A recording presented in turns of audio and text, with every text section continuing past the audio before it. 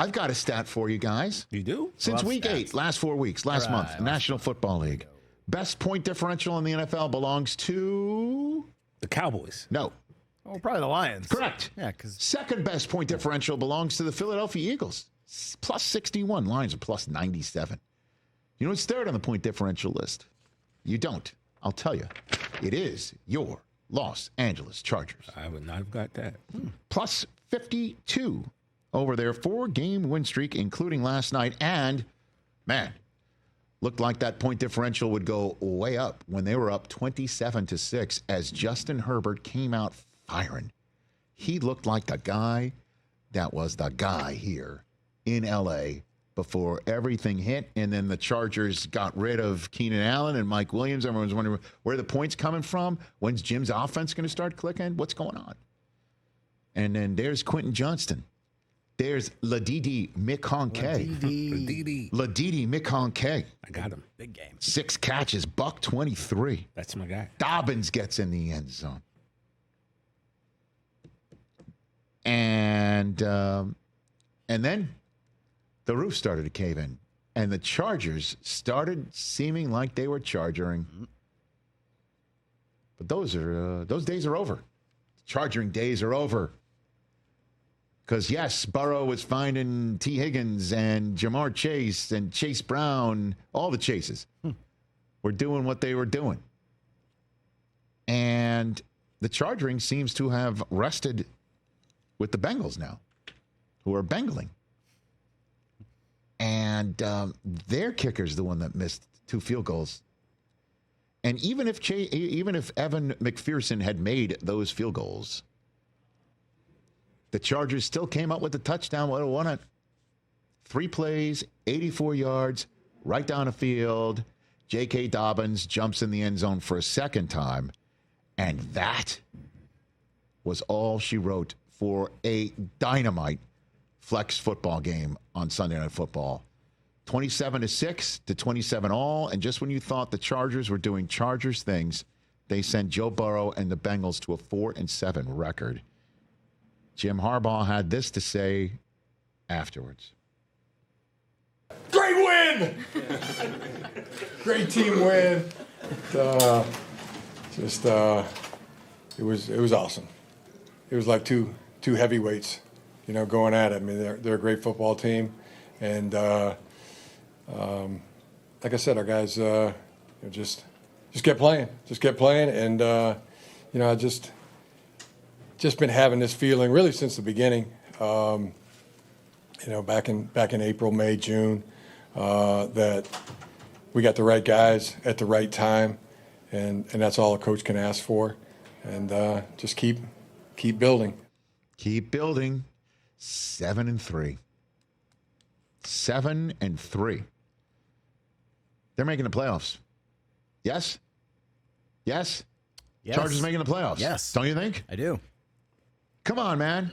7-3. Somebody's going to have to come up from the 4-6dom to try and shock them. They're going to have to fall apart. Colts are sitting there at 5-6. Dolphins 4-6. Can either of those teams put together a run? They've already beaten the Bengals. They're 3+ up on Cincy. 4 in a loss. Yeah, I'm writing off Cincinnati. It seems like Bengals, it's Dolphins, Colts, Broncos, Ravens are for the last 2 spots. Jim Harbaugh's going to take the Chargers to the playoffs in his first year here. From 5th overall on the clock to potentially the 5 seed in the conference. Go figure that. That's a good spot to be in because they can easily go to Houston and win that game. Yeah, be in the Final 4 of the AFC. Yeah. Absolutely do that. And then Harbaugh is next. That's going to be a big game for a tiebreak. That's a big game on Monday night to wrap up Week 12. As for the Bengals. The schedule isn't easy, man. As for the Bengals. I don't know. How about this stat? You can't make this sort of stuff up. But Joe Burrow, what's been happening to this team, he has been absolutely, completely on fire. And the problem is they keep losing. They keep losing. And he did what he had to do. Last 2 weeks, 350 or more passing yards, 3 or more touchdowns, and 0 interceptions in back-to-back games. Both losses. Only other time in history that's happened to Matt Ryan weeks 3 and 4 of the 2018 season. And T. Higgins came back and had a season-high $148. And a touchdown. And the one that tied the game up with Chase. It's exactly, when the defense was balling out, and then they missed 2 field goals and let the Chargers just march down the field for a touchdown. And they lose again. They're 4-7. They're out of words for it. Joe Burrow had this to say afterwards. Zach was telling us that he has full confidence that you guys will put together a run and still make a run at the playoffs. Do you have that same confidence? Hope so. What gives you faith, given the 4-7 record, that you can do it? I guess we'll find out. We are where we're at. I'm not happy with where we're at. I don't think anybody is, but all you can do is come back tomorrow and try to get better. Has this been the most frustrating season you've ever had? Yeah. Why? Pretty self-explanatory. By the way, great follow-up question of why. Yeah, why? And, we all have eyes. We can all see it. Mm-hmm. And he's just not going to get there in terms of laying it all out there because there's something up. He knows something's up. And Jamar Chase, who, said, I'm always open. Joe sometimes doesn't see it when they didn't connect on a 2-point conversion to lose in Baltimore the previous week. This is what he had to say afterwards. Honestly, I don't know, man. I have no clue. I still believe in the guys in his locker room, though. We just got to find ways to finish. You've seen him in that finish. Like, I've heard everybody obviously knows you need to do. What do you do? How do I do it? I don't know. Ask Zach. Ask the coaches. Don't ask me. That's not my job. To finish? I play football on the field. I don't call plays for us. Man, it is getting chippy in that locker room right now. Wow. I don't know if it's the play calling. It's one thing or the other. Defense had a terrible first half. Second half, much better. Offense played well enough to tie the game and then get their field goal kicker in position to even redeem himself on a missed kick, and he missed both. But the defense did give up a touchdown. Even if McPherson made both, the Chargers would have won with 1 second left. By 1 point with mere seconds to go if that had happened.